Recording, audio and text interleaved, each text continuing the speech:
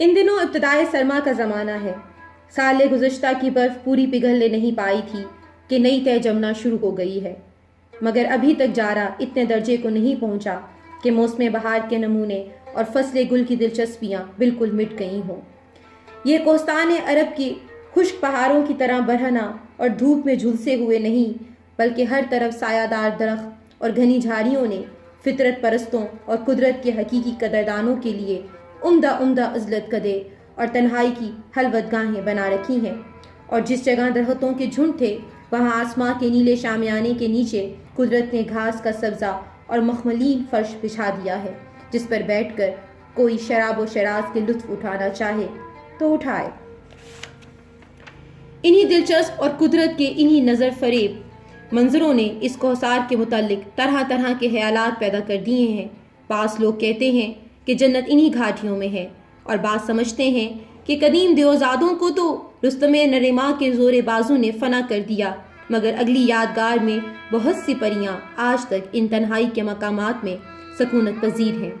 خوش عقیدہ لوگوں میں سے اکثروں نے ان پریوں کو اڑتے دیکھا ہے، مگر پریوں اور قدیم دیووں سے زیادہ ظالم باطنیہ لوگ ہیں جو اس تمام علاقے میں آباد اور پھیلے ہوئے ہیں، اور جو پرانے اصول و عقائد کا مسلمان ان کے ہاتھ پڑ جاتا ہے کسی طرح جانبر نہیں ہو پاتا۔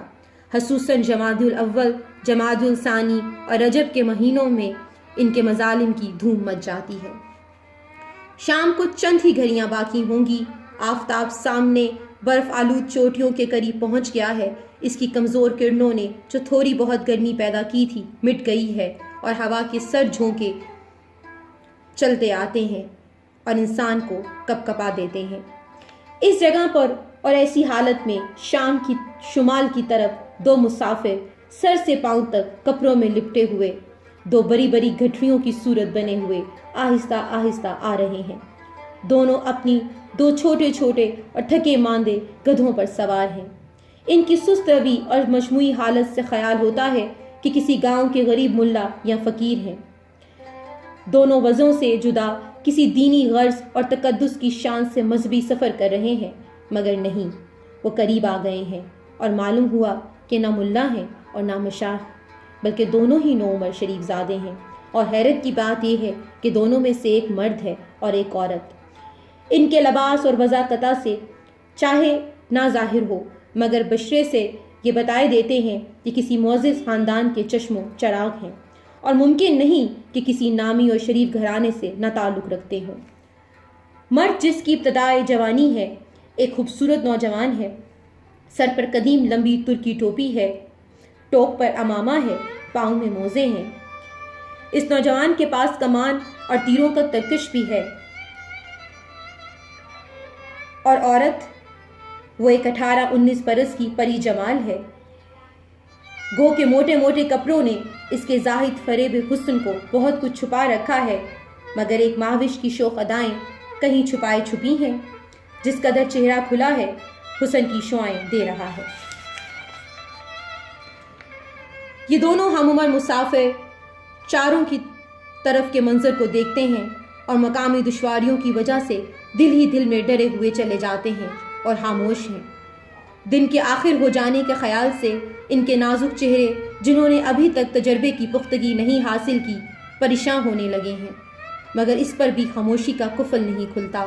ناگہاں کسی فوری جذبے سے مغلوب ہو کر نازنین نے ایک سانس لی اور دل فریب آواز سے پوچھا، آج کون سا دن ہے؟ جمعرات۔ تو ہمیں گھر چھوڑے آج پورے 8 دن ہوئے ہیں۔ خدا جانے لوگ کیا کیا باتیں کہتے ہوں گے اور کیسی کیسی رائے قائم کی جاتی ہوں گی۔ یہی کہتے ہوں گے کہ حج کے شوق سے ہم نے وطن چھوڑ دیا۔ مجھے الزام بھی دیتے ہوں گے کہ نامحرم کے ساتھ چلی آئی۔ زمورت، اب میں نامحرم نہیں ہوں، 2-4 روز میں ہم منزل پہنچ جائیں گے اور وہاں پہنچتے ہی نکاح ہو جائے گا۔ خدا جانے وہاں تک پہنچنا نصیب بھی ہوتا ہے یا نہیں۔ کیوں؟ راستے کی دشواریاں تو مشہور ہی ہیں۔ کوئی خوش نصیب مسافر ہوتا ہوگا جو پریوں کے ہاتھوں سے نکل کر بچ جاتا ہوگا، اور ان سے بچ بھی جائے تو ملاحدہ کیوں چھوڑنے لگے۔ یہ باتیں کرتے کرتے دونوں نوعمر مسافر اس مقام پر پہنچے جہاں سے سڑک کوہسار کی بلندی پر چڑھنا شروع ہو جاتی ہے اور نہر اس سے جدا ہو کے دشوار گھاٹیوں اور گھنی ہاردار جھاڑیوں میں گھسنے کے لیے داہنی جانب مڑ گئی ہے۔ نوجوان نے اپنے گدھے کو آگے بڑھایا ہی تھا کہ زمورت باغ روک کر کھڑی ہو گئی اور کہا، نہیں حسین،